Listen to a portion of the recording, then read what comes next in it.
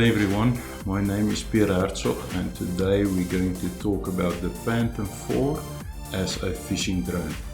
Now I've been using the Phantom 4 for quite a while for shark fishing and edible fishing, and I'm going to answer your questions in this video. How to do it, is it the correct drone to use, and at the end of the video I'll also give you a tip that will really help you and maybe save your drone somewhere. We're also going to talk about the different dropping mechanisms, so I'll show them to you, the options that's available for the Phantom 4, and you can then decide what type of dropping mechanism you want to use. So the Phantom 4 is really a brilliant fishing drone, and there's certain things that stands out for me in the Phantom 4, and the first thing is, of course, that it's got a lot of lift power. We will not normally, but we did in the past, drop baits of about a kilogram in size. So now normally you'll go much lower. Also remember that the wind and everything has got a big influence on your ability to lift a certain amount of bait. But if you're fishing with smaller baits, say in the 400-500 gram range or even lower, then the Phantom 4 is just the correct drone to use for you. Other advantages, of course, is the very good camera that it's got. So you can also, if you hook a fish, you can also then film that and use that later on. Also, if you overwater and you point the camera down and you're standing, then you can select a place where you drop your bait, which is very important in some cases. In some cases you even may be able to see the fish and drop the bait in between them. But many times you will see where the last breaker stops and you'll drop after that, or you'll see certain structure where there's water working and you'll drop in that and you'll have great success with that. But I think let's start explaining the process and things like the drop loop and the length of the drop loop and so on, and then we'll move into the dropping mechanisms. I'll show you a few physical drops that we've done, as well as fish that we caught, and then towards the end I'll give you really a great tip that will help you to protect your drone as well. So let's move to the drawing board, and let's say there's standing there with your rod, and there's your drone. I'm just going to make a rough sketch there of a drone.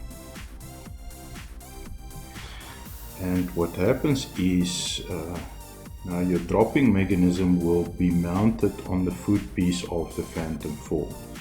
But between that point and where your line is attached to it, you will have a drop loop. Now I'll talk a little bit later about this drop loop as well. But this drop loop is typically 50 to 100 centimeter long.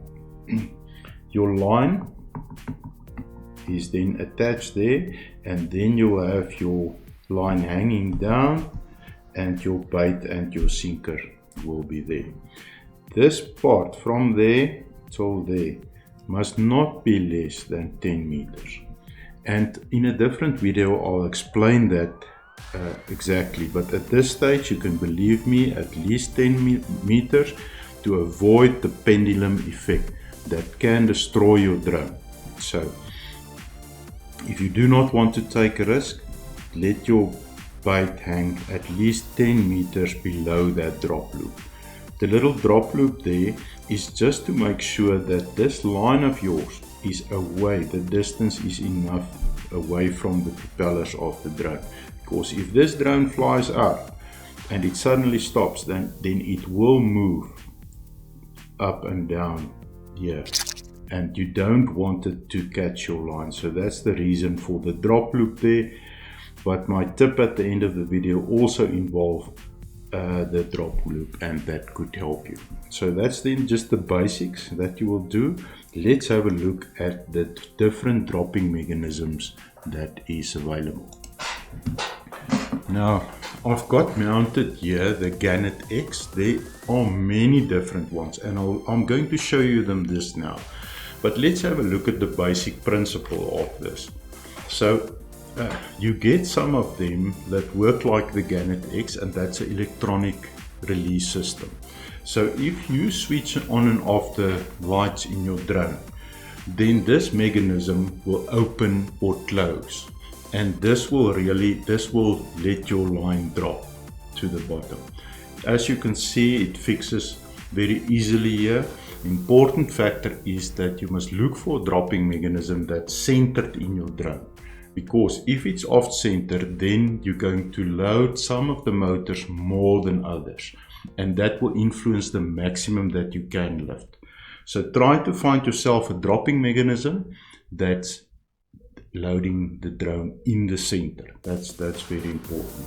Another thing is some of these dropping mechanisms must be shifted back because they influence your camera. Now you still want to use your camera, so also look for dropping mechanisms where you can still use your camera, and that your gimbal will not move, the camera will not move into the dropping mechanism. So this one is the Gannet X, and let me show you a few others. And let's start with this one. This one is the PGY Tech. You can see the light sensor is going to be mounted there. It's wider than the Gannet, and you must shift it away from the center because it will clash with your camera, and then you've got off-center loading.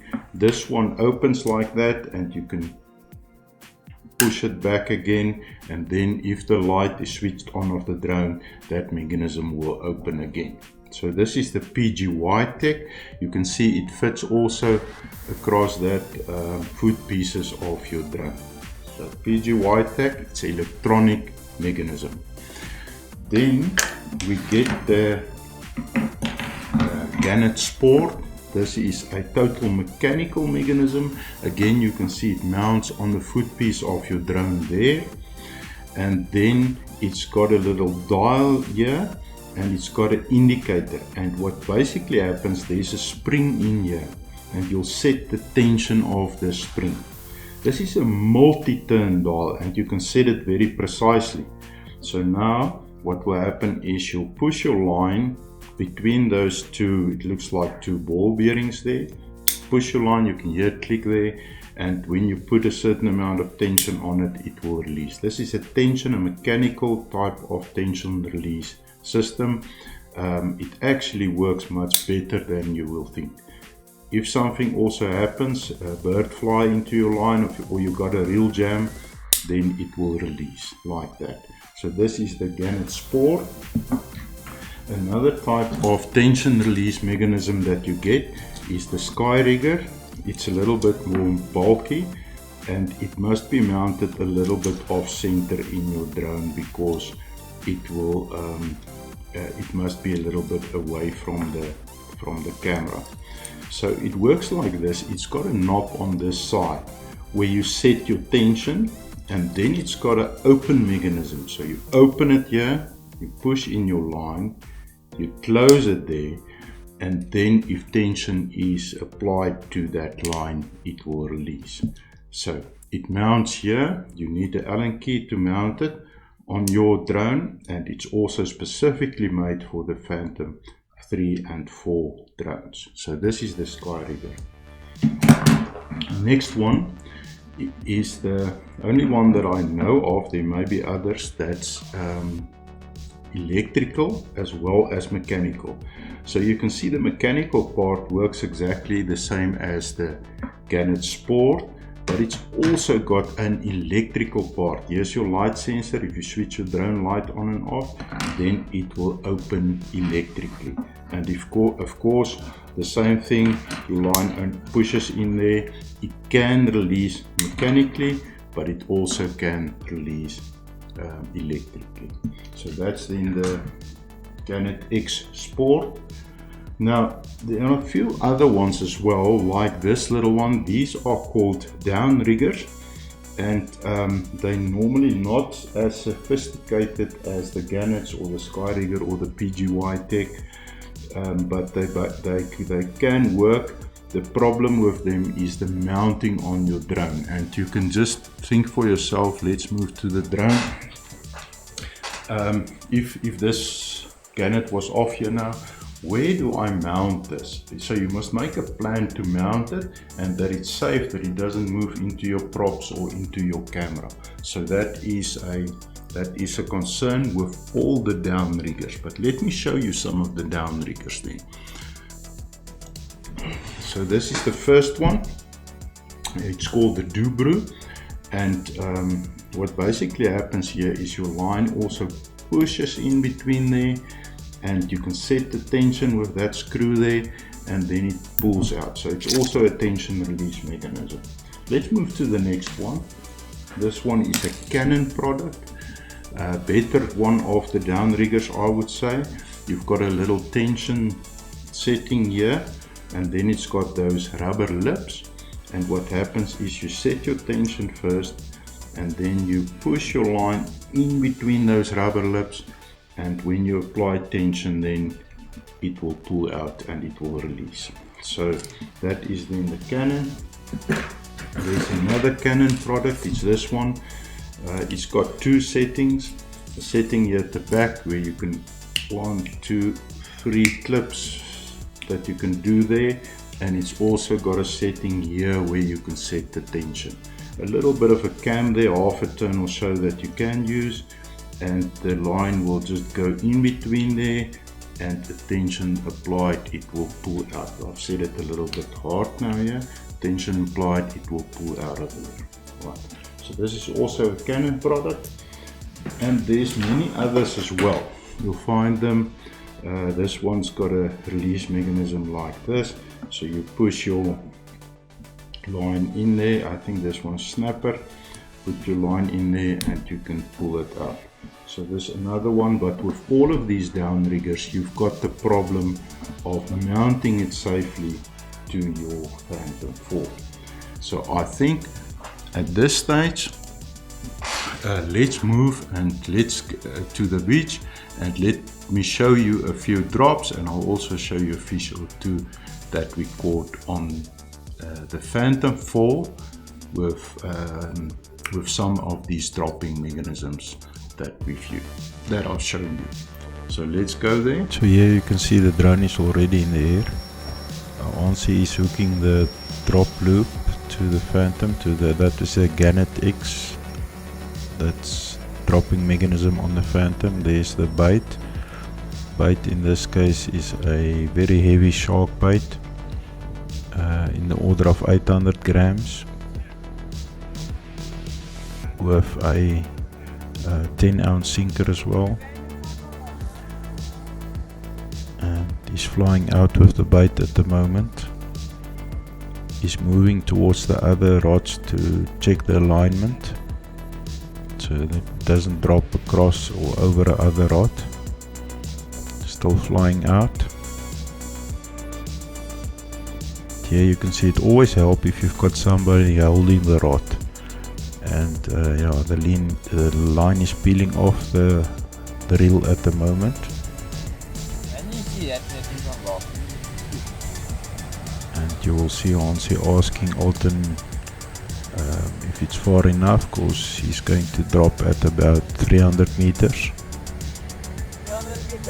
Yeah, it's fine. Yeah. And then you will drop. Now this is this is the result of if you drop baits like that with a drone. And yeah, well, some fish are really not made to be landed, but here's some that we did land. And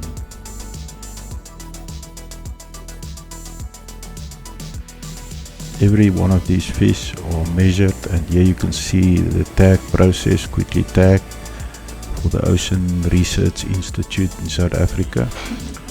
So you've seen some drops with the Phantom 4. I really think that the Phantom 4 is a brilliant fishing drone. It flies easily, It works easily, and now you get a lot of them second hand. Make sure that you've got some batteries with them, because you'll need 1 or 2. I normally make up to 3 drops of 300 meter plus with a single battery. What's also nice about the Phantom 4 is that it monitors the battery, and as soon as it goes too low, it will return to home. So just another advantage of the Phantom 4. Let me show you something that may someday really save your drone. Now this is, for instance, the Gannet X that I've got on it, and you know, we've talked about the drop loop, that little loop between the dropping mechanism and your line. Now what I use is a paper clip and a rubber band for that. Now there's a certain reason for that, so I'll just clip the paper clip into that rubber band like that, nothing fancy. And then what I'll do is my line that's going down, I will just do this, and that's then the line that's going down, your fishing line that's going down. This is then your total drop loop. Can you see this is about 500 millimeter, 50 centimeter. So that's perfect for a drop loop. But now there's another advantage. If you look at here, let's say something happens, and this is electrical release, so you must release it electrically.